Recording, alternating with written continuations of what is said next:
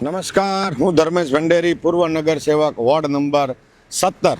Ward number 17માં અમે ચૂંટાયા ત્યારે માત્ર એક જ સરકારી પ્રાથમિક શાળા હતી અને એ સમયે અમે માંગ કરેલી. એ માંગ મુજબ બાલકૃષ્ણ સોસાયટીની પાછળ મામાદેવવાળા રોડ ઉપર એક પ્લોટમાં સરકારી શાળા મંજૂર કરાવડાવીને આજે એ શાળાનું બાંધકામ શરૂ થઈ ગયું. અહીંયા 2000 કરતાં વધારે પરિવારના બાળકો સરકારી શાળામાં અભ્યાસ કરી શકશે, વ્યવસ્થા થશે, જેનો અમને આનંદ છે કે અમે આવ્યા પછી શિક્ષણની રાજનીતિને પ્રાધાન્યતા આપી અને અમે કામ કરાવવામાં સફળ થયા. ભગવતી સોસાયટીની સામેથી નીકળી અને મામાદેવ મંદિર તરફ જતો આ રસ્તો એક સમયમાં ખૂબ જ ગંદો રસ્તો હતો. અહીંયાથી નીકળવું હોય તો પણ 10 વખત વિચારવું પડે કે ચાલવું કે ન ચાલવું. અહીંયા કોઈ આવતા નહીં, અવાવરું રસ્તો અસામાજિક તત્વોના અડ્ડા બની ગયા હતા.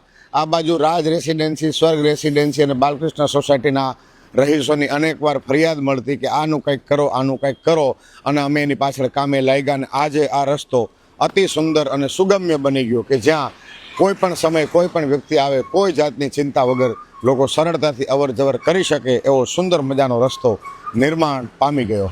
વોર્ડ નંબર 17માં આવેલી આ જગ્યા એટલે કે કેનાલ કોર BRTS કોરિડોર, અને BRTS કોરિડોરમાં આ વચ્ચેની જગ્યા, કેનાલ અને BRTSની વચ્ચેની આ જગ્યા એકદમ કોરી જગ્યા, હરિયાળી જગ્યા. અમે માંગ કરી સરકાર સમક્ષ, સુરત મહાનગરપાલિકા તરફ, કે આ જગ્યા ખુલ્લી જગ્યા પડેલી છે, અહીંયા સુંદર મજાનો વોકવે બનવો જોઈએ, સરસ મજાનું ડેવલપમેન્ટ થવું જોઈએ. સવાર સાંજ લોકો અહીંયા ચાલવા માટે, જોગિંગ કરવા માટે, કસરત કરવા માટે આવી શકે. સાંજે પોતાના પરિવાર સાથે અહીંયા આવે, શાંતિથી બેસે અને નિરામય શાંતિની પળો માણે, એના માટેની સુંદર વ્યવસ્થા થવી જોઈએ. અને અમારી માંગ મંજૂર થઈ. અમે જ્યાંથી લઈ અને આખો સીમાડા નાકાના વળાંક સુધીનો કેનાલ કોરિડોર બ્યુટિફિકેશન સાથે ડેવલપ કરવા માટેનું કામ 13 કરોડ રૂપિયાના ખર્ચે મંજૂર થયું અને ટૂંક સમયમાં જ આ કામ શરૂ પણ થશે, જેનો અમને ગૌરવ છે, આનંદ છે. અમે જ્યારે ચૂંટાઈને આવ્યા ત્યારે કોરોનાની કપરી પરિસ્થિતિ, અને આ કપરી પરિસ્થિતિમાં સુરત મહાનગરપાલિકાના આરોગ્ય વિભાગની કથળતી પરિસ્થિતિ અમે જોઈ, અને એ જોઈને અમે માંગ કરી કે સુરત મહાનગરપાલિકાના 9 ઝોન છે અને 9 ઝોનમાં એક 100 બેડની હોસ્પિટલ બનવી જોઈએ. અને અમારી એ માંગ મહદ અંશે સફળ થઈ. રજૂઆત કરવામાં આવી, એ માંગ સ્વીકારાઈ ગઈ, અને જેના ભાગરૂપે વરાછા ઝોન એમાં 50 બેડની 2 હોસ્પિટલ મંજૂર થઈ. એક પુણા તળાવ પાસે બનીને તૈયાર થઈ ગઈ, અને બીજી આ પૂજન પ્લાઝા વનમાળીની સામે બની રહી છે. 1 થી 1.5 વર્ષના સમયગાળામાં આ વિસ્તારના લોકોને પોતાના ઘરથી એકદમ નજીક 50 બેડની હોસ્પિટલ મળશે, જ્યાં તમામ પ્રકારની સામાન્ય સારવાર, તાવને લગતી સારવાર, તાવને બીમારીઓને લગતી સારવાર સરળતાથી એકદમ રાહત દરે નિઃશુલ્ક મળી રહેશે. એ વોર્ડ નંબર 17ના લોકોએ આપેલા જન આશીર્વાદના કારણે શક્ય બન્યું.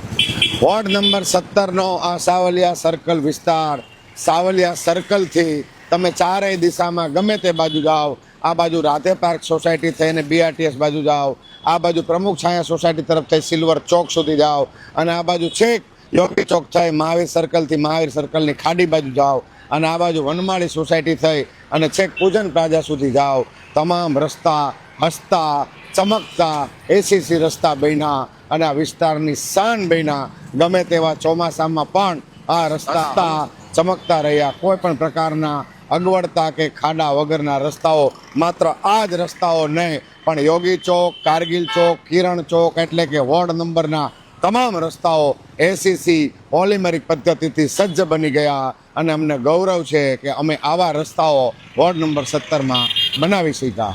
આ વિસ્તાર એટલે યોગી ચોક પાસે વિજયનગર 2ની પાછળ આવેલો સુરત મહાનગરપાલિકાનો ખુલ્લો પ્લોટ. ઘણા સમયની માંગ પછી અહીંયા ગાર્ડન મંજૂર થયો. 4 કરોડ ને 93 લાખ રૂપિયાના ખર્ચે અહીં ગાર્ડન બનશે, અને ગાર્ડનની અંદર રનિંગ ટ્રેક, જોગિંગ ટ્રેક, ઊંચી કૂદ, લાંબી કૂદ માટેના તમામ સાધનોની ઉપલબ્ધતા અહીંયા હશે. વડીલો બેસી શકે વ્યવસ્થા, અને ચિલ્ડ્રન પ્લે એરિયા સાથેની સુવિધાઓ સાથે આખો ગાર્ડન ડેવલપમેન્ટ થશે. અને આ વિસ્તારના લોકો ખૂબ જ શાંતિથી પોતાના પરિવાર સાથે બેસી શકે એવી વ્યવસ્થા સાથેનો ગાર્ડન બહુ ટૂંક સમયમાં તૈયાર થશે.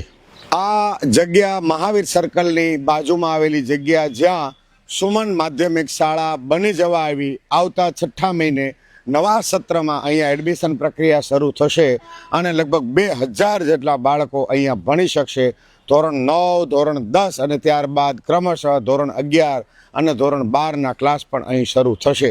અમે ચૂંટાઈને આવ્યા ત્યારે આખા વોર્ડમાં માત્ર એક જ સરકારી શાળા જ્યાં માત્ર 700 વિદ્યાર્થી ભણતા હતા એ શાળામાં એ વ્યવસ્થા ઊભી કરી કે આજે ત્યાં 2400 વિદ્યાર્થી ભણે છે. અને એ સિવાયની 2 શાળા બની જવા આવી, એમાંની એક આ શાળા અને બીજી એક પૂના તળાવ પાસેની, અને ત્રીજી શાળા સરકારી પ્રાથમિક શાળાનું બાંધકામ શરૂ છે. 1.5 વર્ષ બાદ એ પણ શરૂ થશે. 700 વિદ્યાર્થીની વ્યવસ્થા જ્યાં હતી ત્યાં આજે 6.5 થી 7,000 વિદ્યાર્થી ભણી શકે એ વ્યવસ્થા 5 વર્ષમાં થઈ અને જનતાએ આપેલા જન આશીર્વાદના કારણે શક્ય બન્યું.